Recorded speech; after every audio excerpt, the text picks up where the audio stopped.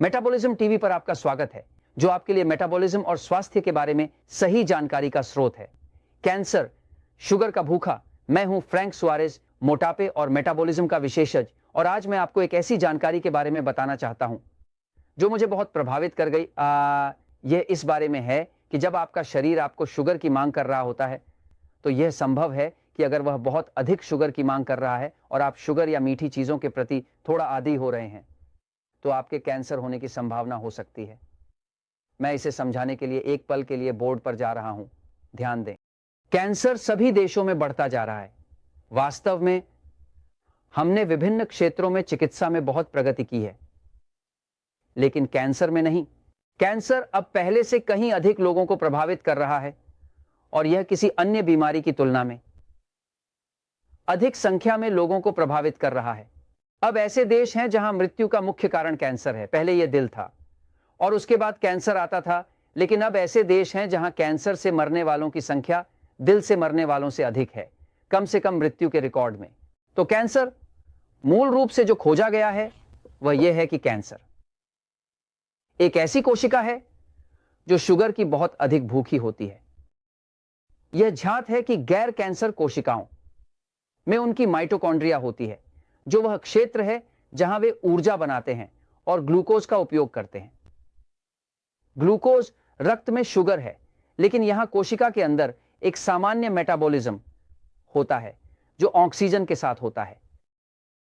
यह मेटाबॉलिज्म जो ऑक्सीजन के साथ होता है एक ऑक्सीडेशन मेटाबॉलिज्म है, जहां हर ग्लूकोज का हर अणु 32 यूनिट एटीपी उत्पन्न करता है। एटीपी का मतलब है एडेनोसिन ट्राइफॉस्फेट, जिसका अर्थ है ट्राइफॉस्फेट एडेनोसिन। यह ऊर्जा की इकाइयां हैं। यह ऊर्जा है जो आपका शरीर उत्पन्न करता है, एटीपी। जब आप बहुत ऊर्जा महसूस करते हैं तो आपके पास बहुत एटीपी होता है। जब आपकी ऊर्जा कम होती है, आप थोड़े मोटे होते हैं, कमजोर होते हैं और आपको बुरा लगता है, तो आपके पास कम एटीपी होता है। तो यह सामान्य कोशिका है। लेकिन क्या होता है, कैंसर की कोशिका ऐसी नहीं होती। कैंसर की कोशिका में ऑक्सीजन नहीं होता। यह ऑक्सीजन का उपयोग नहीं करती, और जो कुछ करती है वह किण्वन है। किण्वन की प्रक्रिया एक ग्लूकोज अणु लेती है, और जो उत्पन्न करती है वह केवल 2 एटीपी ऊर्जा होती है।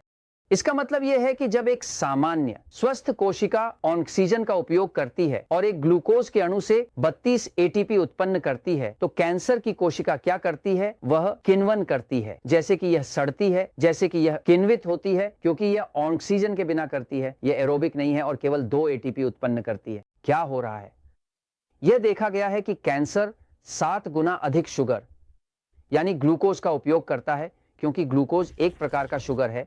रक्त में शुगर सामान्य कोशिकाओं की तुलना में 7 गुना अधिक ग्लूकोज का उपयोग करता है।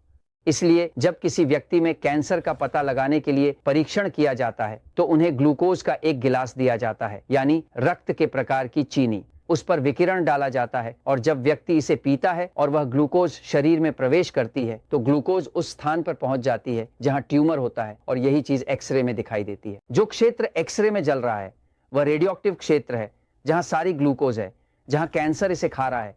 और इसी तरह वे एक ट्यूमर को खोजते हैं और बिना शरीर का ऑपरेशन किए उसे फोटो खींच सकते हैं।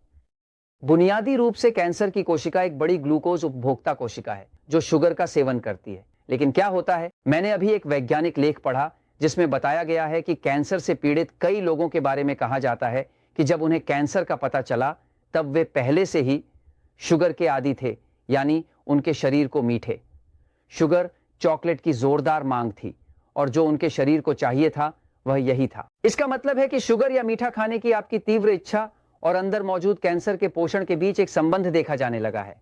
इसका मतलब है कि एक व्यक्ति अनजाने में अपने खुद के कैंसर को बढ़ावा दे सकता है, क्योंकि उसे मिठाइयों और शुगर की लत होती है और वह इसे रोक नहीं सकता। क्या होता है, एक और अध्ययन है जो उसी जानकारी को सह संबंधित करता है, जिसने दिखाया कि लगभग 300 मृत व्यक्तियों के शवों की शव परीक्षा की गई थी और थायराइड की शव परीक्षा की गई थी।